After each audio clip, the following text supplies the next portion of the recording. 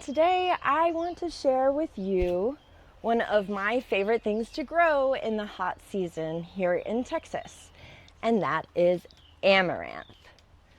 Now, amaranth is considered to grow like a weed in a lot of places, and I honestly haven't experienced that here. I have better luck when I plant seeds right when I expect them to germinate. They're very small seeds, and while they're growing, I keep them wet. Once they get going, they are extremely resilient to the heat. The leaves are nutritious.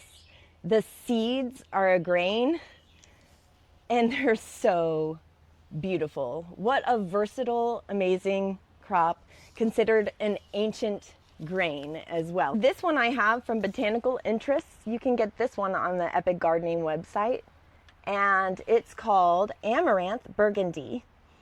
And it's got these gorgeous burgundy leaves and burgundy plumes.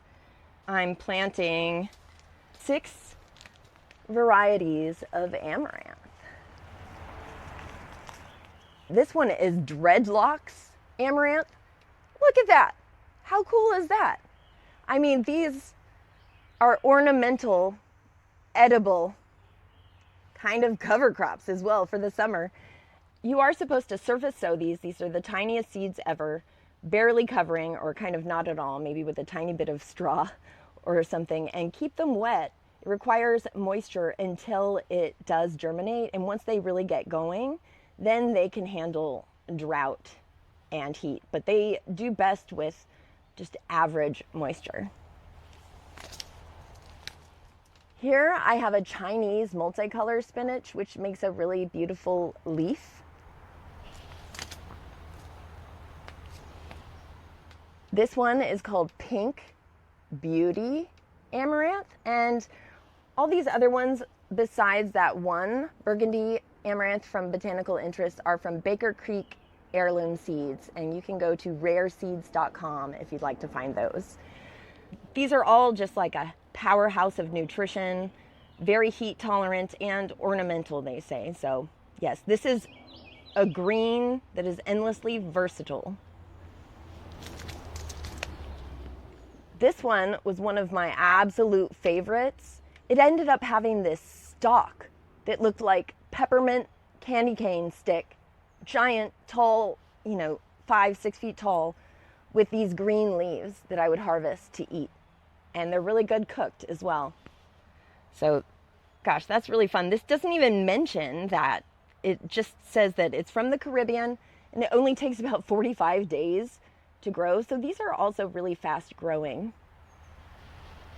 It says the ideal temperature to plant these is 65 to 90 degrees. And a lot of our days are getting a little bit higher into the 90s, but it's still basically in that range. Yeah, it's just the hotter it gets right now, the more we would need to make sure they stay watered until they're really established. And then this other one is called Golden Giant, and it's got golden seed heads and grows very tall, about 6 feet tall.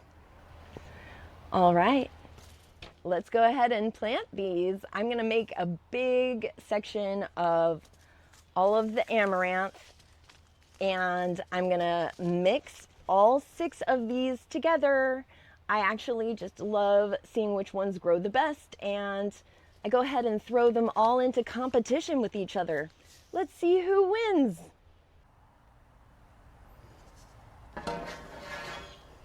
Okay, so this first one, the green callaloo. These are the tiniest little seeds. I'm gonna just mix all of these together, and that way I'll at least already have them mixed. These are much shorter,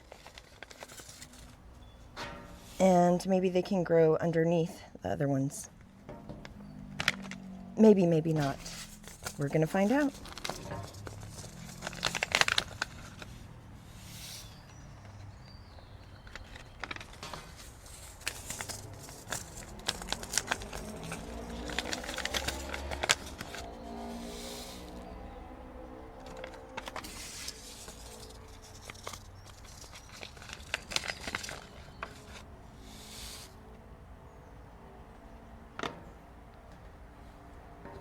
Okay.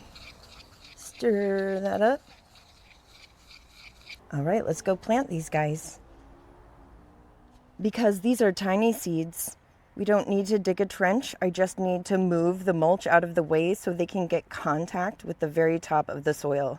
I'm not even going to cover these with much at all. Got this beautiful coneflower black-eyed Susan growing, and more over here. There's a seed head, and there's kind of an empty spot right here. So I'm going to move some of the mulch and some of the old plant material that was right here. I'm going to move this Turk's cap out of my way a little bit. It's doing very well. There's a little moringa tree popping up out of there. Nice.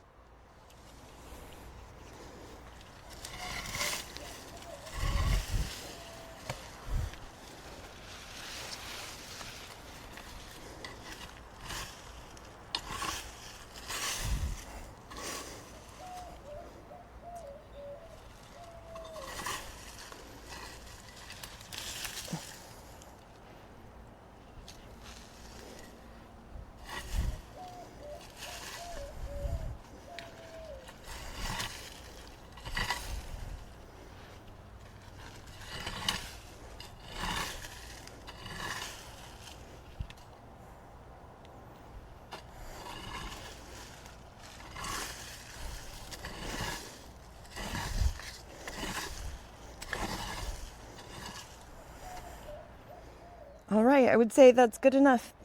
There's quite a bit of soil that I can see on top there. I'm just gonna sprinkle these everywhere like I'm putting sesame seeds down on something. Basically, just sprinkling it. It's very scientific.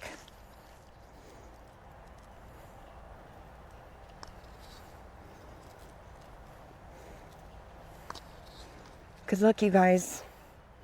We're gonna see who wins. Who's gonna be the strongest. And whoever wins, we will save your seeds. And if a ton of them pop up, we'll thin them out. Eventually, they'll be at the spacing they need to be to grow well. Whoop. There we go. So excited. Okay, next, I'm gonna just stomp on them and get some soil contact. This is fun. So I don't have animals. I don't have, like, the cattle to come and use their hooves and get the seeds into the ground. So it's just me. Awesome. And then I'm going to water that. And that's it. I'm not even going to put anything else on top until these start to sprout. And later I can add a little bit of straw or a little bit more mulch around the plants when they start coming up. See you next time.